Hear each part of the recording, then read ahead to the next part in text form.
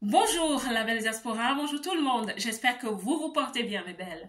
Je me porte à merveille. À toutes les nouvelles, soyez les bienvenues mes belles. Je vous accueille à cœur ouvert et à bras ouverts. Et à celles qui sont là depuis, je ne vous oublie pas. Merci d'être là. Merci à vous qui commentez, qui partagez. Merci à vous qui laissez des likes pour apprécier parce que cela aide aussi cette chaîne à monter dans son mercure afin que d'autres personnes, d'autres femmes dans la diaspora puissent regarder les vidéos et être inspirées. Est-ce que vous savez que nous avons besoin les unes des autres dans la diaspora? Est-ce que vous savez qu'il y a des femmes qui se posent la question de savoir comment? Et ces vidéos les aident énormément. Aujourd'hui, nous sommes à la deuxième partie de la vidéo qui parle de comment se préparer pour un entretien d'embauche. Vous allez me dire, mais on peut le voir partout sur la toile. Mais je vais vous dire, sur cette chaîne, nous parlons à la femme qui vit dans la diaspora. Ça veut dire que notre contenu est plus contextuel. Il nous parle à nous, avec nos réalités, mes belles. Donc, reste jusqu'au bout de la vidéo parce que j'ai même quelque chose à t'offrir. Nous allons parler de deux choses aujourd'hui. La présentation. Comment préparer sa présentation pour ce jour J. Et la deuxième chose, c'est la confiance en soi qui va avec. Comment se barder de confiance en soi pour préparer ce jour J. La présentation. La présentation est très importante dans tout ce que nous faisons. Partout où tu vas, tu te présentes d'une certaine façon. Tu vas au marché, tu te présentes d'une certaine façon. Tu vas à la fête, tu te présentes de façon adéquate. Et quand tu vas en entretien d'embauche, il y a des codes. Il y a des choses qu'il ne faut pas faire, ma belle. Et je vous assure, nous qui venons d'autres cultures, il y a de grosses erreurs que nous faisons quand nous sommes dans la diaspora pour des entretiens d'embauche. La première chose, ma belle, tu viens d'une autre culture. Ne te dis pas, je vais faire une déclaration. Je vais montrer que je viens vraiment de cette culture. I will make a statement. Tu n'as pas besoin de ça. Parce qu'il y a des femmes avec qui parfois j'ai des discussions qui disent non, c'est ta première présentation. Il faut qu'on voit ta culture. Et elles vont se mettre en tenue d'apparat, elles vont mettre des foulards, elles vont vraiment mettre le dernier quintet, le dernier wax et elles vont se présenter en entretien d'embauche. Je vais te dire ma belle, ta tenue est très belle. Nos tenues sont très belles, très colorées, très majestueuses. Elles sont très belles. Mais je vous assure, il faut aussi que nous soyons des femmes contextuelles. Quand tu vas en entretien d'embauche, ce qu'on attend de toi, c'est la manifestation de tes compétences. Des compétences à beaucoup de niveaux, des compétences molles, des compétences techniques. On souhaite que tu te présentes comme une professionnelle, pas comme une femme qui vient d'une certaine origine. Parce qu'on ne fait pas d'acception de personne. On cherche la personne, la femme, la belle, qui va remplir ce poste et apporter des résultats à l'entreprise. Mais quand tu pars avec une tenue d'apparat, ma belle, tu as faussé les choses. Tu as faussé le jeu. Parce qu'ils vont se dire, c'est quoi son intention? Parce que ta culture dit quelque chose de toi. Ta culture, elle est déjà en toi. Quand on te regarde, on n'a même pas besoin. On sait d'où tu viens. Mais quand tu veux imposer ta culture, ça veut dire que tu as un message. Quand tu veux arriver et dire « je veux montrer que je suis une nappie, il faut qu'on respecte ma culture », tu n'as pas besoin de faire le bras de fer. On voit que tu fais déjà un bras de fer. On voit déjà que tes collègues auront mal à partir avec toi parce que tu vas essayer de leur imposer une façon de faire les choses qui n'est pas universelle.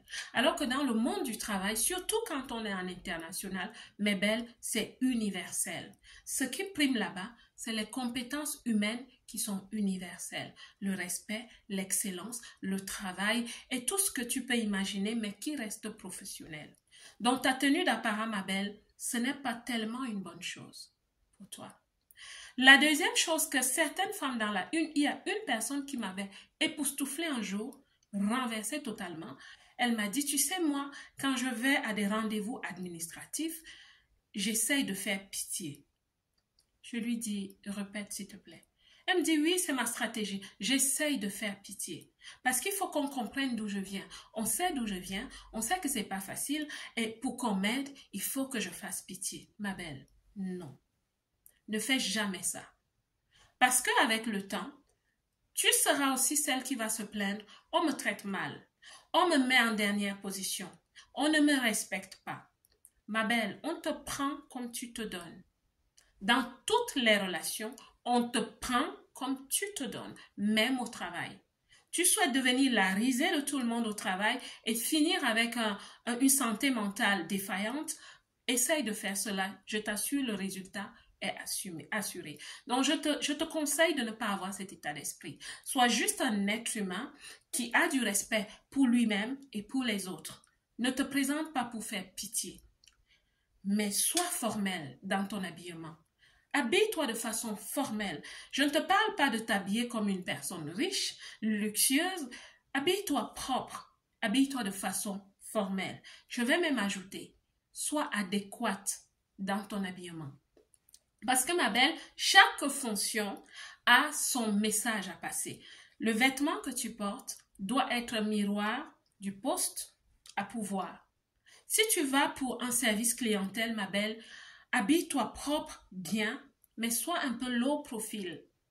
Ne me dis pas, mais ma belle, j'ai des talons longs centimètres, j'ai des vêtements comme ça, très huppés. Garde-les à la maison. Parce que ce genre de poste, moi j'ai fait du service clientèle. Et à ce niveau de l'entreprise, on sait que c'est des gens qui n'ont pas énormément d'argent. Tu peux travailler dans une grosse boîte, mais le service clientèle reste quand même, peut-être pas tellement au bas de l'échelle, mais il est quand même en bas dans la hiérarchie. Ça veut dire que tu as un certain budget que tu vas allouer aux vêtements. Alors, tu vas trouver là-bas des collègues qui s'habillent relativement casual, simplement, formel, mais simplement, en fonction de leur salaire. Alors, toi, tu te présentes à un entretien d'embauche comme une première dame, tu as tout gâché pour toi. Tu peux avoir tout ce qu'il faut, l'empathie, l'écoute active, tout ce que tu veux, la capacité de conseiller le client. On peut le voir sur ton CV et dans ton narratif, mais ma belle, ton aspect, ils vont se dire, elle ne comprend pas, elle n'a pas compris, elle n'est pas adéquate. Parce que tu vas intimider les autres. On se dit que tu seras dans l'équipe et tu vas intimider les autres. Alors, peut-être qu'on ne va pas te retenir à cause de ça. Je t'assure, ne blague pas avec. Sois adéquate en fonction du poste à pouvoir. Mais si tu vas pour un poste de responsabilité, normal, habille-toi bien. Dress for the part. Habille-toi bien. Parce qu'on sait que tu as une certaine expérience. Tu as été cadre. Maintenant, tu aspires à un poste de responsabilité. Et en tant que cadre, tu as eu un certain salaire. C'est normal. Et c'est normal que tu sois la belle, la femme qui va inspirer tes collaboratrices et tes collaborateurs. Sois propre. Montre-leur que quand tu travailles bien, tu aspires à certains postes, tu vas gagner et tu auras une meilleure vie. Oui, tu es un point d'inspiration. On dit que les leaders, les managers sont des personnes qui inspirent l'équipe. Donc, c'est très, très important. Maintenant, je vais parler à ces belles. Je vous assure qu'il y a des femmes qui parfois disent, tu sais, quand moi je vais à un entretien d'embauche, j'utilise tous mes atouts. Je mets tout en avant. Et tu verras, pour un poste administratif, elles vont aller, elles vont s'habiller avec tous les atouts dehors. Vous comprenez ce que je veux dire? Avec tous les atouts dehors, parce qu'il faut qu'elles fassent un effet quand elles arrivent. Mais ma belle, tu fais un effet contraire. Tu fais un effet contraire. Parce que nous sommes aussi dans les sociétés où on parle de, je ne vais pas le dire, je vais l'écrire, on parle de cela. Donc quand tu viens, tu provoques déjà celui qui va t'interviewer. Tu ne sais pas qui tu as devant toi. Non, et cette personne ne va pas te recruter parce qu'il ou elle va se dire, si je la laisse passer, si je la recrute, elle a des compétences techniques, elle a le savoir-être même, mais si je la recrute, non, elle va faire mal. Parce qu'on ne connaît pas c'est quoi ses plans. Elle va faire tomber des hommes. Et ce n'est pas le but. Elle va harceler, je l'ai dit, certaines personnes. Non, ce n'est pas le but. Donc, fais attention. Fais attention aussi à ça. Tu n'es pas là pour une promotion canapé, ma belle. Tu es là pour les vraies promotions, les bonnes promotions, ma belle. Tu comprends? Donc, c'est ce que je voulais te dire par rapport à la présentation physique. Maintenant, il y a aussi la présentation verbale, ou si tu veux, la communication verbale. Parce que tu vas en entretien, tu vas parler. Tu dois faire ton narratif. Tu dois faire ta présentation. Et la première chose qu'on te demandera généralement, c'est qui es-tu? Présente-toi. Présentez-vous, madame. Tu dois travailler dessus. Ta communication doit être compétente. Tu dois travailler dans le fond et dans la forme de ta conversation. Tu dois savoir ce que tu dis.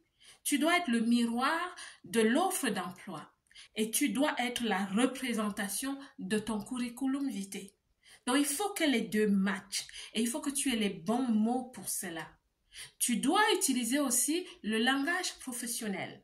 Les Anglais disent the biz talk, the business talk. Tu peux googler ça, tu vas comprendre ce que c'est. Utiliser un langage professionnel de ton secteur d'activité. Tu vas comme commercial, tu vas parler par exemple des 3P, des 4P, pardon, les 4P. Il va comprendre, il saura qu'elle a le niveau. Tu vas parler de retour sur investissement, tu vas parler d'offres propositionnelles, il me vient certains mots comme ça, tu vas parler de ces choses, on saura qu'elle est bonne. Elle est bonne pour ce poste. Tu es manager, il y a une façon de parler comme manager. Oui. Il y a des façons de parler comme manager. Et nous allons travailler dessus de façon très pratique. Les leaders ont une façon de parler. Les leaders ne parlent pas comme les contributeurs individuels. Non, les leaders ont une façon de parler. La communication verbale, il faut qu'elle soit compétente. La deuxième chose dont je vais te parler dans cette vidéo, c'est la confiance en toi, ma belle. On le dit facilement comme ça, mais il y a des personnes qui me disent comment développer la confiance en soi. Il y a des techniques, mais je vais te dire ce qui va t'inspirer à développer la confiance en soi. Ce qui m'a beaucoup aidé, c'est quand j'ai eu une vision. Oui, déjà la vision de vie. Ta vision de vie t'aide à savoir où tu vas. Et quand tu sais déjà où tu vas, il y a des choses que tu vas développer pour y arriver. Et l'une des choses, c'est la confiance en soi. Parce que dans la vie, tu dois oser. Si tu veux que certaines portes s'ouvrent, ma belle, tu dois oser. La confiance en toi va énormément t'aider. Et au niveau professionnel, il faut avoir aussi une vision. Tu as une vision de vie et au niveau professionnel, tu as aussi une vision professionnelle. Et cette vision professionnelle, elle se résume à un plan de carrière. Oui, ma belle. Plusieurs femmes n'ont pas de plan de carrière. Ma belle, tu souhaites exceller, tu souhaites changer de vie. Tu ne souhaites plus travailler. Ça fait peut-être 10 ans que tu ne fais que de petits boulots. Je sais que c'est dur. Je sais que c'est difficile. J'ai eu un petit moment dans ma vie dans la diaspora où j'ai fait des petits boulots. Pourquoi? J'attendais mon moment. J'attendais ma régularisation administrative. Oui, je l'ai fait. Tu imagines pendant 5 ans, 10 ans, c'est lourd. Je te comprends. En même temps, je te dis, tu es bardé de beaucoup de potentiel, beaucoup de compétences. Il est temps pour toi de lever la tête. Il est temps pour toi de te lever et de te dire, ce qu'elle dit, je crois que je peux le faire. Ce qu'elle dit, je vais le faire. C'est bien d'avoir un plan de carrière. C'est bien de savoir où tu vas. Un plan de carrière est comme une feuille de route, année après année. Tu te dis, je vais rester 3 ans à ce poste et après, je vais partir de là. Mais il y a une façon d'élaborer ton plan de carrière. Quand tu as une vision de carrière, quand tu as une vision professionnelle, c'est facile de développer la confiance en soi. Parce que tu vas commencer à développer des compétences. Et plus tu apprends, plus tu lis, plus tu te renseignes, plus tu as des coachs, plus tu connais des choses, tu développes la confiance en toi, en ce que tu connais. Tu développes l'estime de toi, l'estime en tes compétences. La confiance en soi se développe par le niveau d'information que tu gagnes. Oui. Et aussi par le fait d'avoir une vision. Développe la confiance en toi. Et je conseille aux femmes d'avoir 2 visions quand tu commences à travailler. La vision de postuler vers le haut et la vision de postuler dans les grandes entreprises, les grosses boîtes. Je ferai une autre vidéo un jour pour vous parler de l'avantage de travailler dans des grosses boîtes. Et ma belle, ce n'est pas seulement pour certaines personnes. Pour moi, ça a été une stratégie d'élévation professionnelle, oui. Ça a été une stratégie qui a énormément changé ma vie. Parce que, en fin de compte, ma belle, tu travailles pour quoi? Tu travailles juste pour te casser, pour te donner pour la vision des autres? Non. Pendant que tu te donnes pour la vision des autres, ma belle, ta vie doit changer. Ton positionnement dans la vie doit changer. Certains d'entre vous, vous souhaitez devenir entrepreneur un jour, mais apprends d'abord à être entreprenante en entreprise.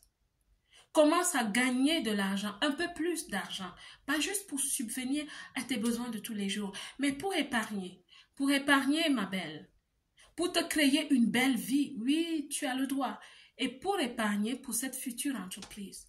Parce que sinon, tu vas rêver de l'entrepreneuriat, tu vas essayer, mais ça va être de la débrouillardise parce que tu n'es pas préparé. La belle diaspora, j'espère que cette vidéo va aider. Et je ne vais pas finir sans vous parler de ce groupe que je suis en train de préparer. C'est un groupe où les professionnels sont invités. Tu vis dans la diaspora, ma belle, tu souhaites changer ton positionnement professionnel, viens dans ce groupe. Nous allons faire des choses pratiques.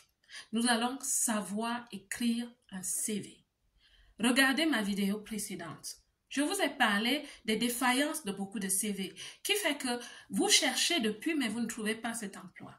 Vous voulez postuler vers le haut, mais on vous rejette toujours et vous êtes fatigué et démotivé. Il y a une façon d'écrire un CV. Le plan de carrière. Je vais vous parler du plan de carrière. Ma belle, ce n'est pas les choses des gens d'en haut. C'est pour tout le monde. Écrire un plan de carrière. Et il y a beaucoup d'autres outils de professionnels. Il y a un état d'esprit de professionnel et de la femme dans la diaspora qui souhaite élever son niveau et sortir des mauvaises cases des statistiques. Mes belles, l'enveloppe professionnelle, c'est ce que nous allons faire. C'est fini les jeux, c'est fini les blagues. Qui veut me suivre? Qui veut me suivre? Qui veut prendre ce train? Je vais vous l'annoncer bientôt. Je vais vous dire comment on va faire pour entrer dans ce groupe et nous allons commencer à travailler. Oui, nous allons commencer à travailler. Donc, soyez prêtes, mes belles. Je vais vous l'annoncer bientôt. La belle diaspora, j'ai fait mon duty aujourd'hui. J'espère que vous allez faire votre duty. Si cette vidéo vous a parlé, laissez un pouce pour me dire que vous êtes passé par là. Si vous êtes prête pour le groupe qui va se former, dites-le moi. Il y a une belle qui me l'a dit dans l'autre vidéo. Merci beaucoup de m'avoir encouragé comme ça. Écoutez, restons en contact, la belle diaspora. Vous savez, comme je vous dis toujours, que Dieu vous bénisse. Moi, je vous aime.